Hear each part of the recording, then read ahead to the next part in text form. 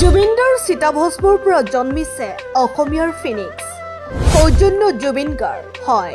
জুবিন গাৰ্গে সৰগৰ পৰা দিয়া আশীৰ্বাদৰ বলতে আৰম্ভ হৈছে অসমীয়া জাতি গঠন প্ৰক্ৰিয়া। সিদিনালৈ অসমৰ জাতিকুল বহুদা বিভক্ত আছে।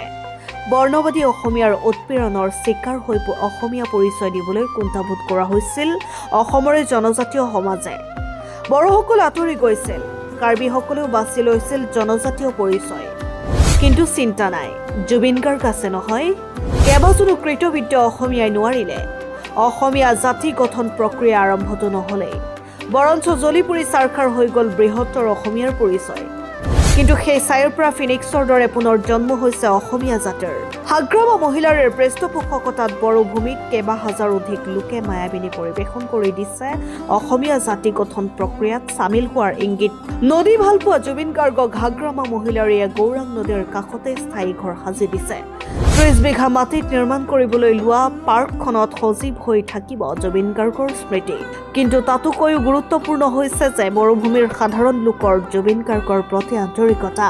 প্ৰাণৰ শিল্পী জুবিনে জীৱনকালত অসমীয়াক একত্ৰিত কৰিবলৈ বিচাৰিছিল। সেই ধাৰণাৰেই বড়ো ৰাইজ আগুৱাই আহিছে। তেওঁলোকে সমস্বৰে পৰিৱেশন কৰিছে মায়াবিনী ৰাতিৰ বুকু। উভালি পৰা সমন্বয়ৰ শিপাডাল পুনৰ ৰোপণ কৰি বড়ো ৰাইজে ইতিহাস ৰচিলে। এই সৌজন্যৰ বাবে হাগ্ৰামা মহিলাৰেও প্ৰশংসাৰ পাত্ৰ।